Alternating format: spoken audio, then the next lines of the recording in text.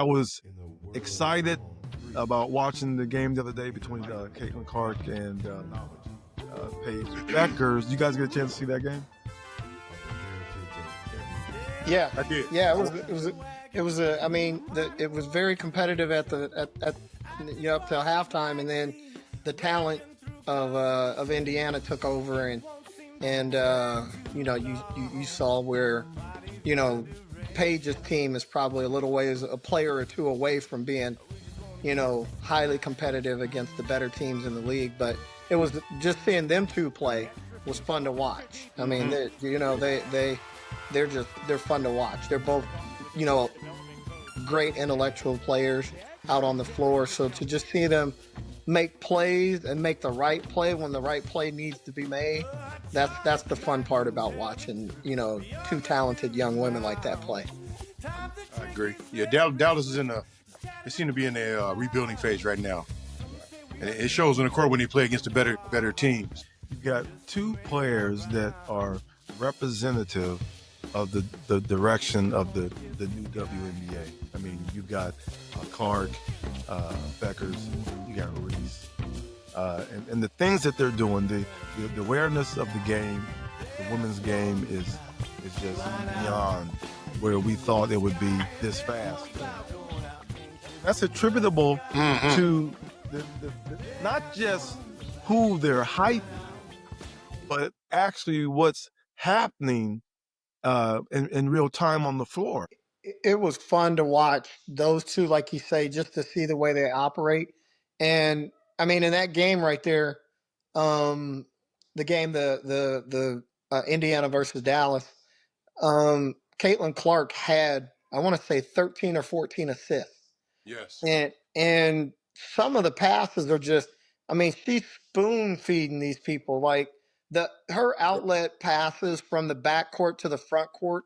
Like one time she threw the ball and it was just a small margin where she could get it over the top of the other player's hand and dropped it right into him for the land. And I'm just going, okay, she's playing unfair out there because she sees the game. She sees the game so clear. She's already two steps ahead of everybody else when they're playing, And I think that's what's been fun about watching her play, because when she was in college, it was more of the scoring that gave her that top billing. It was the deep 3-point shots and things like that. And she hasn't really hit her stride of having consistency shooting the three this year. But I think once that does come together with her game, it's like anything else. Once you get a couple years experience and where you're at, I think she's going to be, the head of the class for a long time. Funny you said that. I was mentioning to Troy, man, that I'm excited about it. When you watch her, you can tell she still has room to grow. Yeah. Her ceiling is still high. She has room to get better, and she's good already. Right. I thought the same thing about Angel Reese. The more I watch her, she has room to grow. She's gotten much better than from last year. Yeah. So she's been working on her game. So, man, the league is exciting to me, man. It's, looking forward to the next few years. Yeah. Well, the fun fact of that is when you have two leads like, Angel Reese and Caitlin Clark. The other thing that I like about it, you got a big and a little. So, they're not the same. They're what they bring to the table is totally different. And they're both dynamic in what they do. So that makes it fun to watch the league, because you're not just seeing, okay, we're going to see somebody running around shooting threes and pass. Well, now you got Angel Reese, who is on a nightly basis putting up double-doubles, and we all know, playing the game of basketball, a double-double is hard to get. And one, it's hard to get, but two, when you do it consistently, that tells you that you're a little bit more special than the normal player. So it's fun seeing her come along that way. And like you said, now that she's facing up and playing on the playing off the bounce a little bit more, it makes her even more exciting to watch, because she's not just stuck in one role. Oh yeah, all the haters, you have to check yourself, because there were a lot of things and said and a lot of negative energy thrown at Angel, and a lot of people were fixated on her mistakes and all her transgressions, so to speak, and to create a narrative. And so, like I said, to be able to handle the pressures of the new environment, but also the pressures of all the hate. Hey man, that the mindset to be able to pull that off is worth what would you say? Worth giving credit. It's hard for a fan to love Caitlin Clark and be able to separate Angel Reese's talent, because the media has put them against each other, right? So you got to pick one side or the other. Just like back in the day when it was Boston and LA, right? Oh, I hated the Celtics. It took me a while, for years, to appreciate how nice Larry Bird, Kevin McHale, all of them, Robert Perry. It took me a while to realize how nice they were. Like, okay, I got to give this dude credit. He's just good, man. And that's how, I guess we had the luxury to just look at them at face value because I didn't give a damn about the Lakers. So I didn't care who won. I wanted the hey Craig, we wanted the Sonics to win. We didn't give a damn about the Lakers. Who? So Who? we want. No. I'm sorry. My bad. I'm sorry. Hey man, I'm over it, but that's very painful for a lot of Seattle people still, sir. Yeah. All right, they'll be back. They'll be back, man. Hey.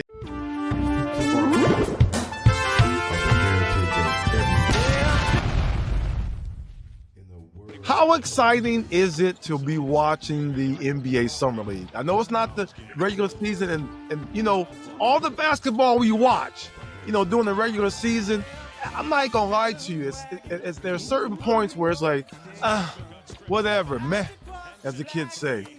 But as soon as March Madness rolls around, that is some incredible basketball. And when it's happening, you're thinking, man, this is the best basketball in the world.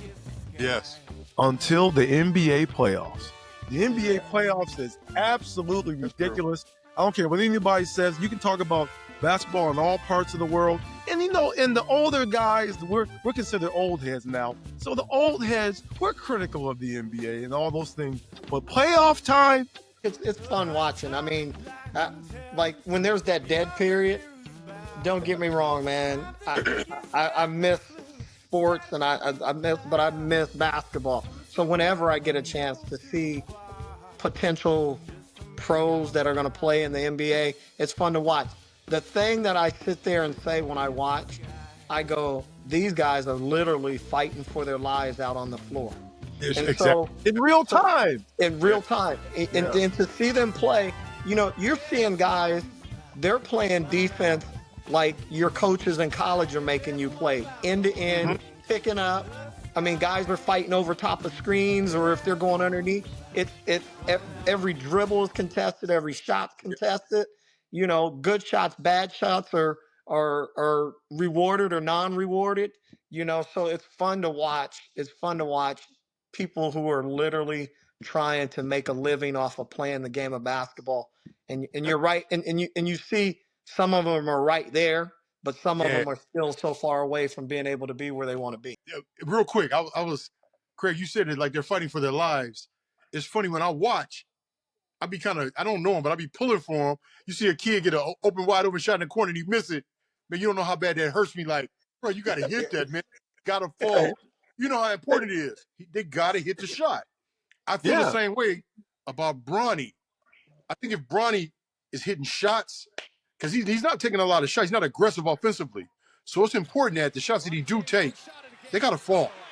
They have to fall. It'll change the whole narrative about him. Right. That's just my feeling. I'm at the edge of my, I'm like you. I'm at the edge of my seat for every shot of his. I'm like, come on, Brian. I'm pulling for him so much, but I pull for all the guys. I find myself, I have to catch myself because I know it's at stake and I know what I went through to push myself to get to a certain point. Watching those games is emotional for me, man. It is. And I be looking at me like you understand this, Troy. When sometimes I be like, oh, Earl, like you get that feeling. You know, you get that like, he ain't gonna make it.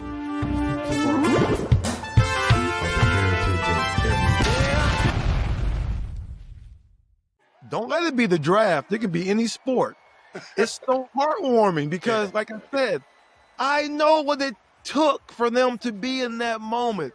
That's right. Do you know how many kids, little boys, dreamed? Like I felt myself just warming up watching this meme or video the other day. It was just Cal Raleigh, you know, the Mariners superstar catcher. Oh yeah. Okay, Yeah. he was like 10 years old. They had him on the video when he was 10, and he was talking about this or that and what his dreams to be are. And that's just amazing because time goes so fast, but when you're in the moment, those years are precious. That time is precious. Mm-hmm. And speaking of Bronny, what do you guys think about the Flag James matchup the other day? Great. I got a chance to watch it.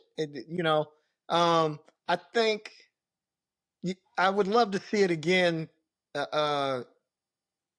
More as they've gotten more acclimated to what they're doing. I think Cooper was so amped up to be involved in that time, and he knew that the eyes were going to be on him, which he knows most of the time. He's used to that. But I think at the NBA level, because when he came back the next night and played, and I think he had like 33 or something. Then you look like he was relaxed and more more of who he is. And I think that night against, it's not he didn't play. It's not like he played bad. It's just that I think the hype didn't live up to the hoop. So but I think both those players, man. You just you see where Bronny's trying to get to, and you see who Cooper Flag is already. I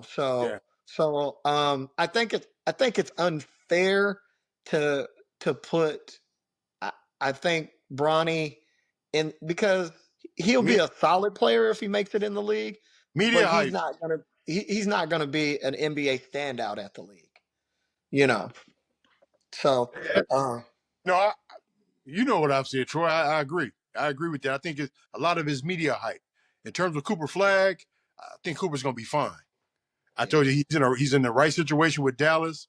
He has some stars around him where he's going to be able to. I don't think he's going to be able to take his time, but he's going to be allowed to make some mistakes and learn, as he go. As far as the summer league game with the media pinning it up against Cooper Flag versus Bronny James, I believe it's media hype. I think they're doing Bronny a bit of a disservice by hyping him up like that and making the expectations so high for him. Because if he doesn't do well, you got somebody, this and that. And, I think he needs to continue to be a two-way player for the Lakers as long as his dad is there. Because he plays well in the G League. Let him continue to develop in the G League, and he needs to come back when he comes back and he get opportunity to play in the league. He just needs to have an aggressive offensive mindset. You know what I'm saying? And just really focus on being a disruptor on the defensive end of the floor. And when he gets open shots, knock him down. Let me ask both of you guys this right here. If Bronny doesn't have the last name James, is he on a summer league team right now? Well, maybe, but here's what I think. I think all the scrutiny is the pressure is the price that he has to pay for the opportunity. Right. Because without and Ed, you've mentioned this, without the James name, he may not have gotten the opportunity yet. He wouldn't have. But he's talented enough to be able to take advantage of the opportunity, I believe.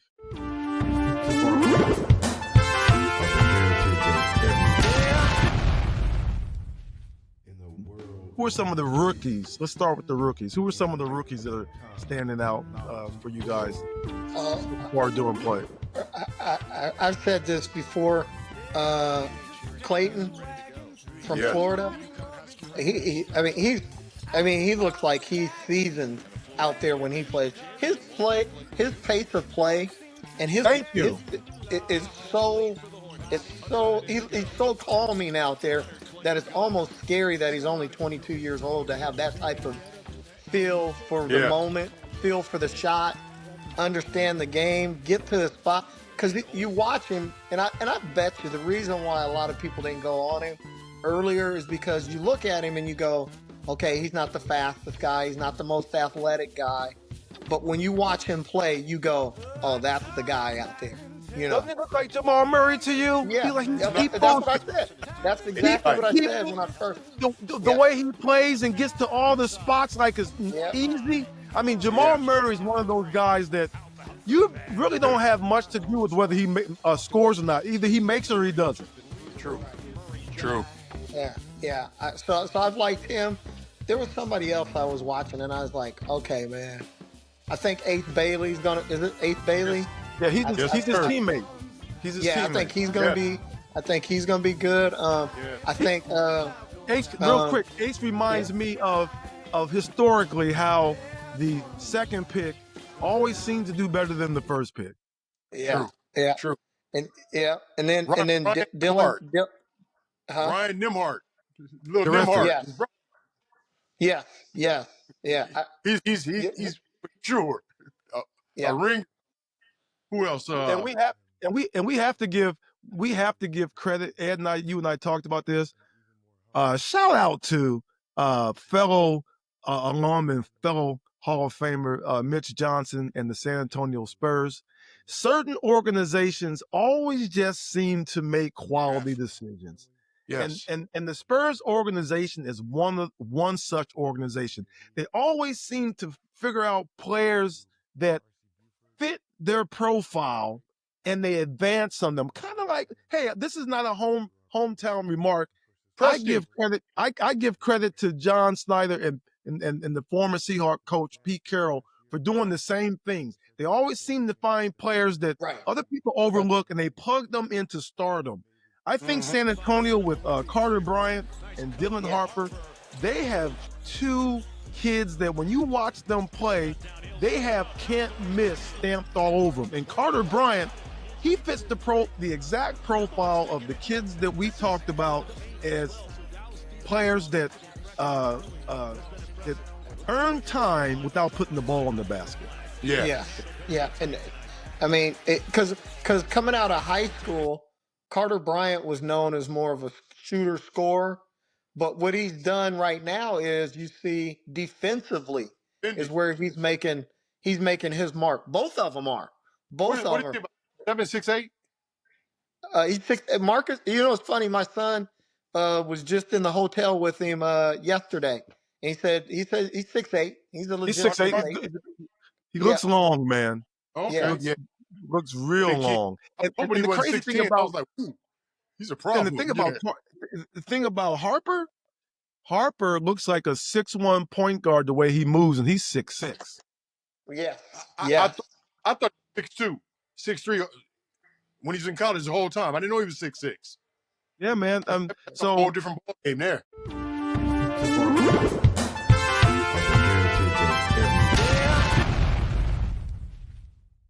Hanson Yang is the real thing. Big boy.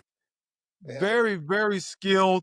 You know, we talked about in the last episode that the game is trending towards higher IQ. Now, some players, you know, have mentioned and have taken this exception to the game being broader in terms of world play, because some people think that that to accommodate the European players, the defensive prowess of the league has gone down.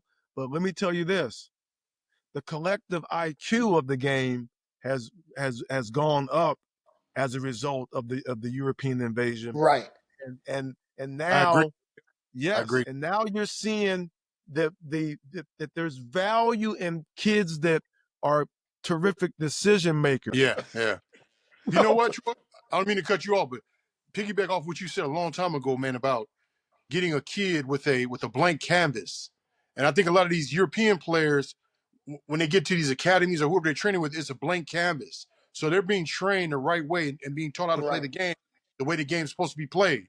So, like I said, that with them getting experience playing against pros, at an early age, they're NBA ready when they come over here. And you got these kids like Yang and Jokic. The way they play, they remind me of Larry Bird, how he played. It's not about athleticism. I'm smart. I'm gonna be in the right place at the right time. I'm always around the ball. I'm gonna make the right pass. Everything that needs to be done, he's gonna do it. He's gonna do it. And you can't, them players don't come around too often. They don't. Well, they don't, man, and you have to have the discerning eye to be able to distinguish and find those players, because those players may or may not be hyped during the season. They may not be all Americans. They may not be social media darlings. But your job is to be able to evaluate them at face value relative to the next person, and everyone doesn't have the ability to do that. Who drafted Yang? Trailblazers.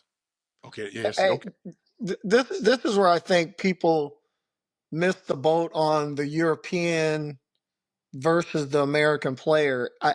And when we're talking about IQ and all that right there, if in Europe, those kids don't play high school basketball. They're in club, Really? so they're at academies. Okay. And so they are, like you said, the blank canvas. That's so they're going to academies, and then a lot of those guys that are really good at a young age are playing pro. So they but they understand the game because they've been taught the right way to play the game. That's where I think the American athlete, it's really gotten out of whack because you're seeing so many of these kids and all they're really worried about is their it to me sometimes it looks like they're so worried about their image and they're not working on their games the right way. And the tough thing is to watch and see what where our game is really, really bad right now is you see these kids at whether it's at a select, they're all over the place playing for this program here, that program here, that program here. And then the same thing's starting to happen in high school too. Kids in Arizona, it was starting to happen. Kids are transferring like they're in the transfer portal. And that's their mindset of, I don't, that's just not that's not a good situation for me.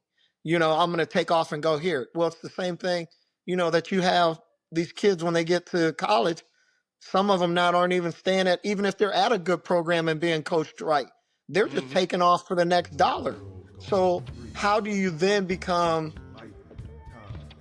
fundamentally as good as you need to become, along with being some sort of next level athlete? That's where I think the problem is at with our American game.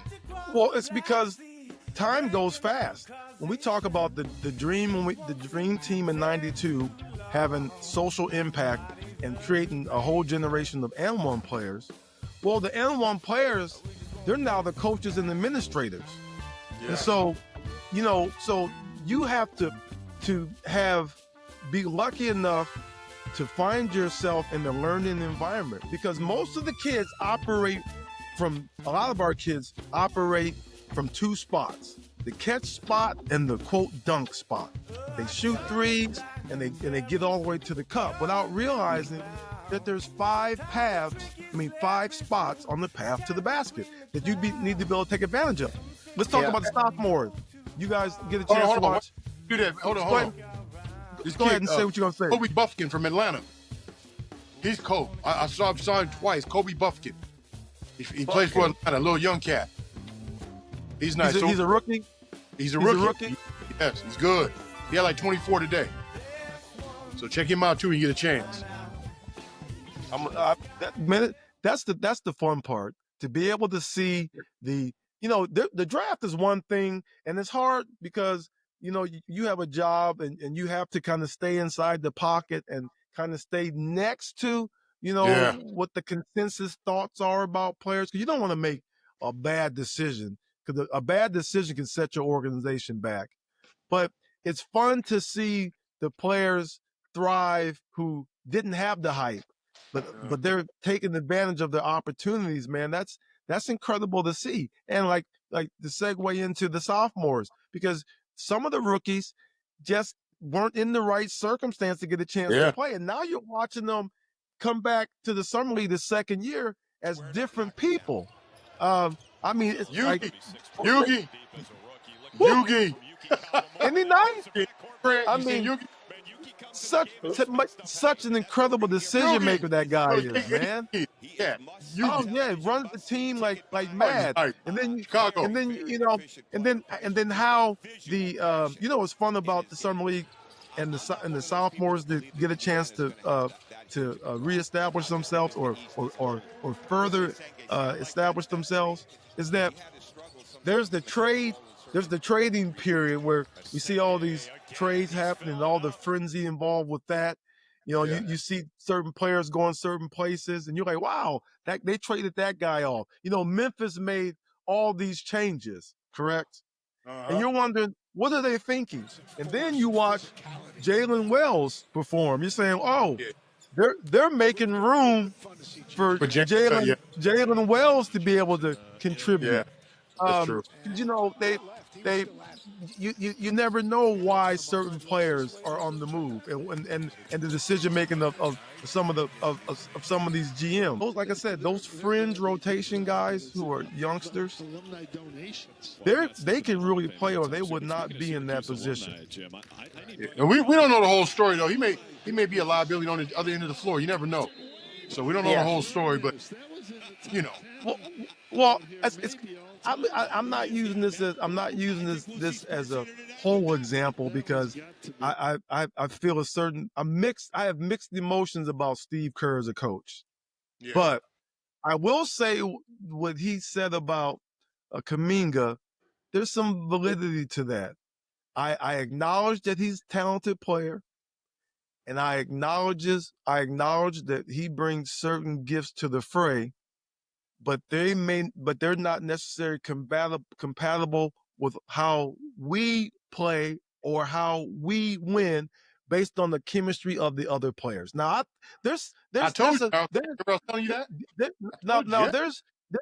valid to a certain degree. But the only reason why I take it with a grain of salt was that Steve Kerr couldn't figure out how to get a first-team All-NBA player into his rotation during the Olympics. So guys, it's always nice to talk basketball. There's just so much to talk about. Like Craig, you talked about that dead period when the season ends. You kind of feel it in the solar plexus. You start pining to watch hoop.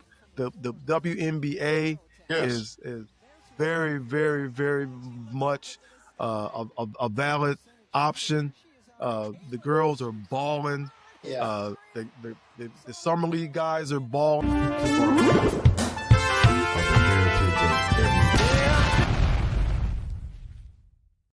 He's here for the week with his son for vacation. Oh, young Hansen with his high